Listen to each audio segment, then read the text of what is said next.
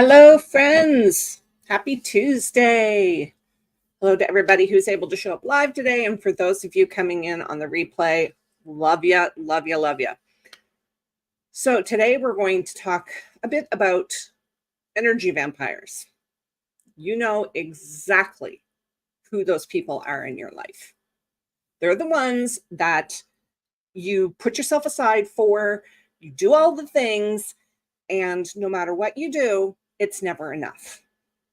It's never enough. You're not good enough. What you're doing isn't good enough. You should do more. And as female presenting people, we especially see this because we're expected to put our spouses, our kids, our jobs, our everything, the PTA, the volunteering at the library, that all of that before ourselves. And no matter what we do, it's never enough. We're seeing some of this in the media right now because of what just happened down in the US with the presidential race. We're seeing some of that. We're seeing them coming out and attacking based on her gender. And it's never enough, not good enough, because she's a woman. Now, for us personally, it has to stop. It has to stop. As creatives, we have some seriously finite energy. And we use a lot of it up writing our books, doing our live streams, creating content for our viewers, interacting with our readers. We have finite energy, and we cannot be giving it to people who don't appreciate it or don't give it back or don't help us refill it.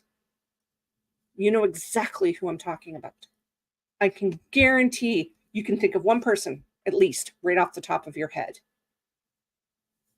Problem is, a lot of times these people are family or coworkers or bosses, and we can't just quit our jobs. Depending on who it is in our family, we can cut them out. We're allowed to do that, We're allowed to do that. Just because their family doesn't give them a free pass. Just because you're married to them doesn't give them a free pass. Just because they're your parent doesn't give them a free pass. There's different ways that you have to go about handling this. Obviously, you're not just going to quit your job. But maybe you are. I've done it. Y'all know I got that job in retail at the place where you build bears.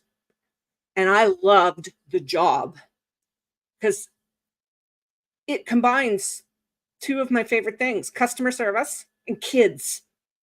I loved that job. The manager of that store, not only did she suck the life out of me, she was dangerous, like dangerous to my physical health. I quit that job. I didn't want to, but I also knew it wasn't going to get any better. I was very quick to take the lay of the land in that place, and I knew it was not going to get any better. And I wasn't going to literally risk my life to keep that job. It probably wasn't, well, no, it was a smart thing to do. I had a lot of people come at me and go, oh, you shouldn't do that. You shouldn't quit that job. You just started it. So now's the time to get out before I'm like uber invested, right? I knew that this person was going to suck life out of me completely, and I would end up hating that job very quickly. Energy vampire, total energy vampire. I am privileged to have been able to do that because not everybody can. If you could be in a job that, that's happening and you hate, but you're the breadwinner of the family. Okay. So you can't just quit your job. So what do? That's where your boundaries come in. And keeping in mind that your boundaries are about you, not them. Okay. This is my line. I do not cross it. And I will only put up with the attitude up to here. If you keep crossing my boundary, then it's time for you to take stronger action. Having worked in the private sector for a very long time, I can say that HR is probably not your friend, but labor laws are. Okay. Keep that in mind when you're trying to set those boundaries. You know, if it's the constant, you work 9 to 5 and your boss is coming to you at 10 to 5 every day and asking you to do a 20-minute job, but you only get paid until 5, then that is wage theft, which will suck the life out of you quicker than just somebody crossing your boundaries, because you're putting in all of that extra time and you're not getting paid for it. We throw hands, right, Ange? Oh, tempting. But if you throw hands, then you're the one that gets nailed for it, right? Not them. So when it comes to family or friends, you do have the right to cut them out. And dare I say, even if they are your spouse, dare I say that, adult children, you only get to raise them for so long. You only get to raise them for so long. And they're going, as adults, they're going to make their own decisions. It may come a time when you have to have less and less contact with your adult children because they become that person in your life. You know, and it's not easy. It's never easy. Oh, Tracy, my love, I'm so sorry that you're sick, but thank you for tuning in. I appreciate it. My take on all of this is that you are the most important person in your life.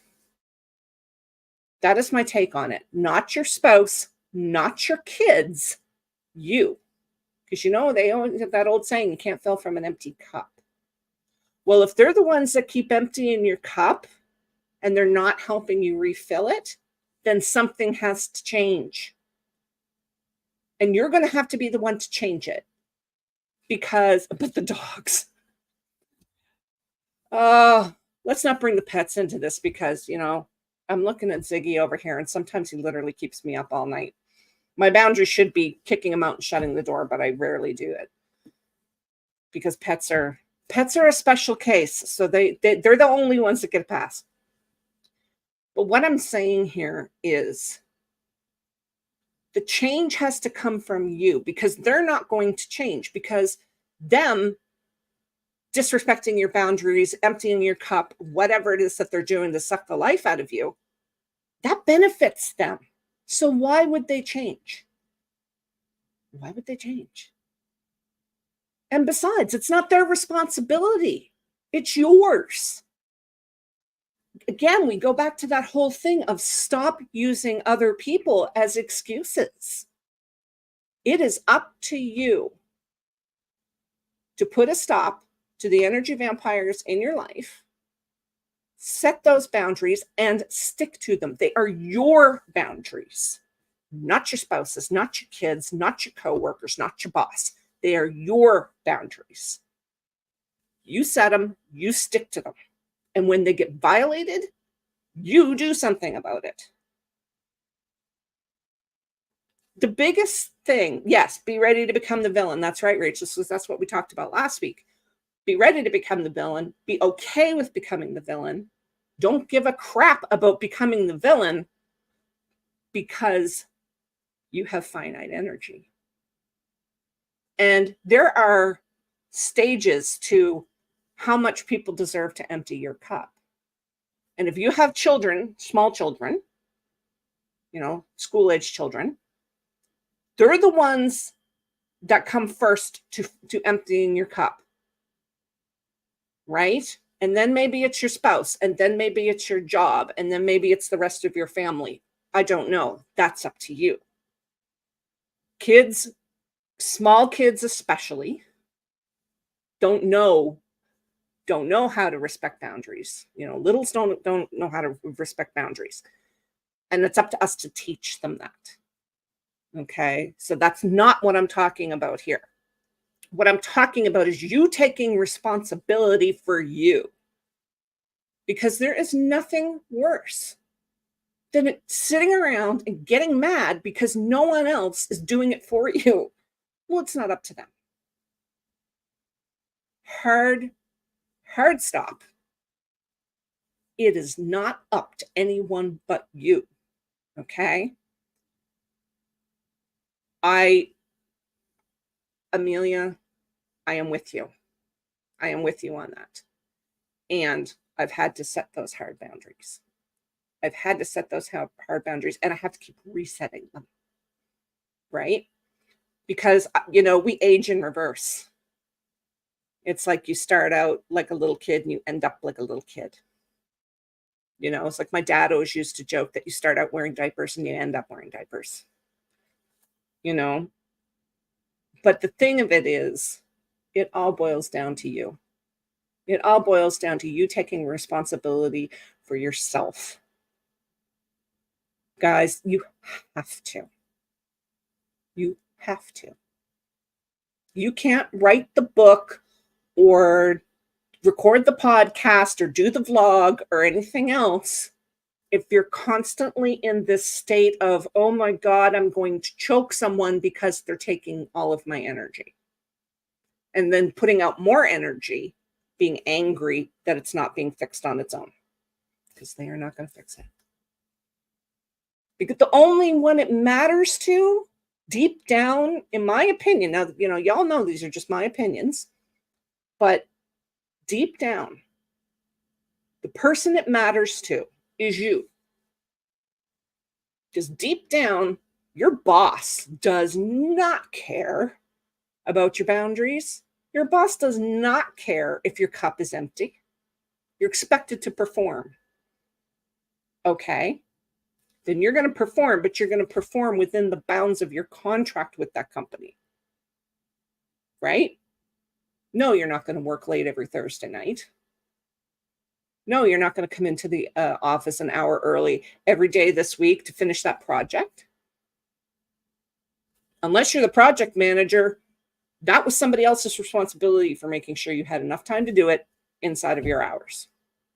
Nobody else cares about your boundaries but you. Do something about it.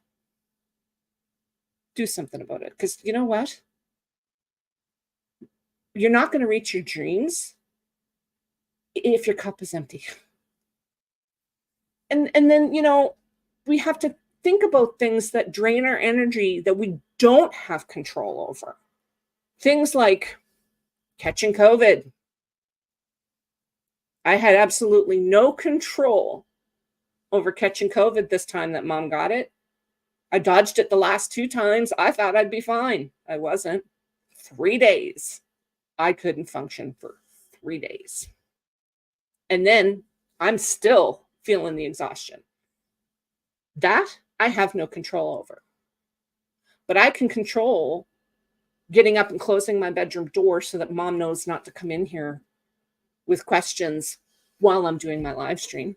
That's a boundary. That's a boundary I had to put in place because mom just gets in her head, oh, I have this question. I have to ask her. I'm going to go ask her right now. And she just walks to the door and she's already talking because that's how her brain is wired. It's like, let me get this out before I forget it. You know what I mean?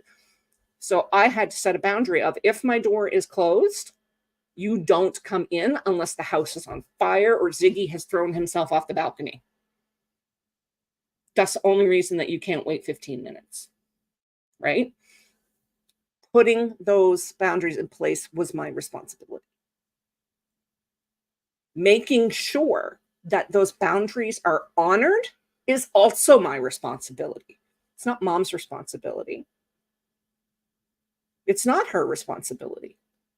Because if she comes busting through that door because of the way her brain is wired, she's got to get this off her mind before she forgets. It's my responsibility to stop her and say, that door is shut. You can ask me later. And I know that it sounds like it's exhausting, but trust me, Pavlov's dog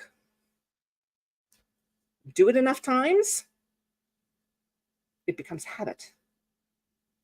It took me a month of having that door closed before she realized, because it's open a crack for Ziggy, it took her a month before it clicked in her head. Now, some people it might take longer. Some people it might take a shorter amount of time. But with Mom, it took about a month before she just threw open the door and walked in, and I would, instead of answering her or getting frustrated, I would say, the door was closed. You need to go out and you can ask me when the door is open again. Right? Thank you, Jenna. It wasn't easy because my default over stuff like that is frustration. But I realized frustration is more energy sapping than stopping and saying, you need to leave. You can come back when the door is open.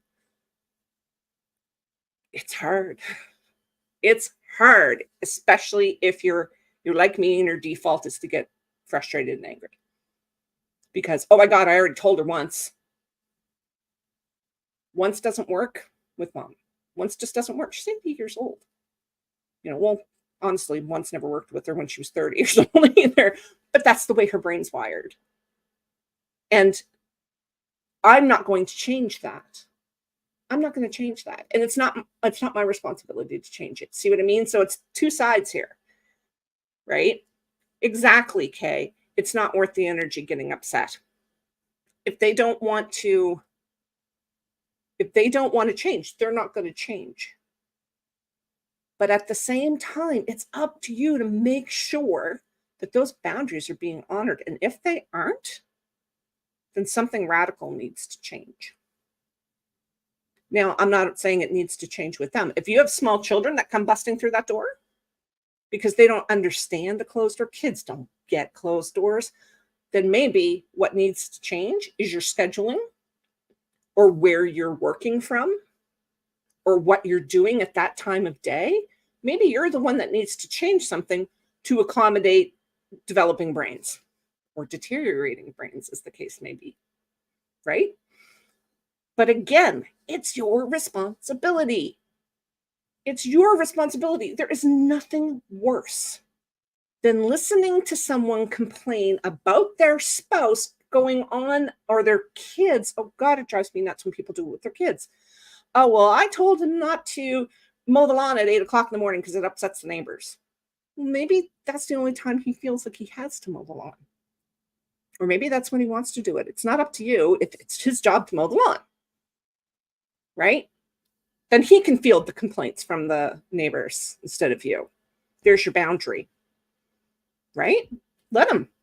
Like Mel Robbins says, let him. Y'all, that is my next tattoo. That is my next tattoo. I'm having it tattooed on my arm. Let them. Because that's when it comes down to about how you handle these energy vampires. Let them. Because everything else is your responsibility, but you cannot control the way somebody behaves. Right? I love this. No, I don't have to do that. Right? That's your kid. That's your kid's boundary. No, I don't have to do that. That's not their mother. So, yeah. It's not your job. Exactly. Exactly, Kay. Letting yourself get upset lets them win. And you waste time and energy getting upset. And this is what this is all about. It's all about our energy. We need to save that energy to write our books. We need to save our energy to paint the next Mona Lisa. Or, hey, we need to save our energy to deal with our children, not Aunt Jean's best friend's dog's walker's daughter. You know what I mean? It's, yes, the benefits of hermit mode. I agree, Jenna. I absolutely agree. Because there's times when you have slipped up and let the spouse, the kids, the job, the family, let them suck the life out of you. And you need to retreat. You need to retreat. because it's also not their responsibility to help you fill your cup. It's really not.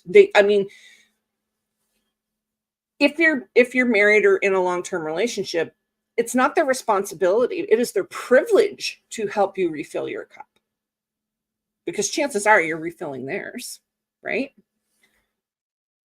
That's what you're supposed to do in a 50-50 relationship. Same thing goes with friends. I mean, I'm looking at everybody here, and there is not one person here that I cannot say does not fill my cup. All of you do. All in different ways, all at one point or another, from people in general. Yeah, that too, Jenna. Absolutely, that too. But it's up to us to find out how to fill our cup. It's up to us to have those skills and those things in place to fill our cup, because chances are we're not going to get any help with it. Great if we do. Absolutely. I am all for it. I know that there's people in the chat here right now coming in on the replay that they have relationships in their lives where their cup is getting filled every time they look at that person. All the power to that. That's a beautiful, beautiful thing. Some of us don't have that, right? So it's up to us. But ultimately, it's always up to us. It's our cup. We own that cup. We're the ones who are responsible for filling it. That's what people just need, I think, to realize, is that if you say it's my whatever, my boundary, my cup, then it belongs to you, and the responsibility of it lies on you. Self-care is not selfish. Absolutely, Kay. Absolutely. But it's your self-care. So it's your responsibility to find the time, find the tools. It's your responsibility. So my challenge to you this week, think of that one energy vampire that you have and find a way to diminish their effect on the draining of your cup. That's my challenge for you guys this week.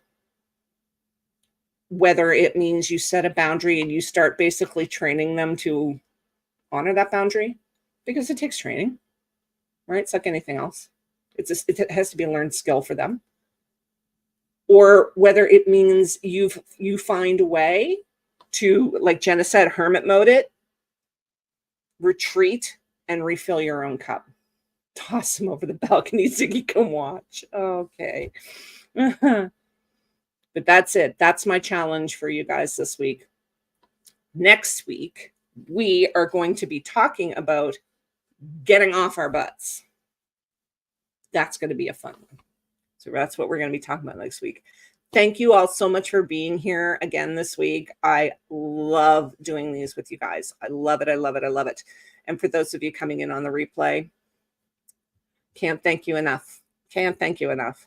All right, my loves, that's it. That is it. I will see you all next Tuesday. Love you to bits.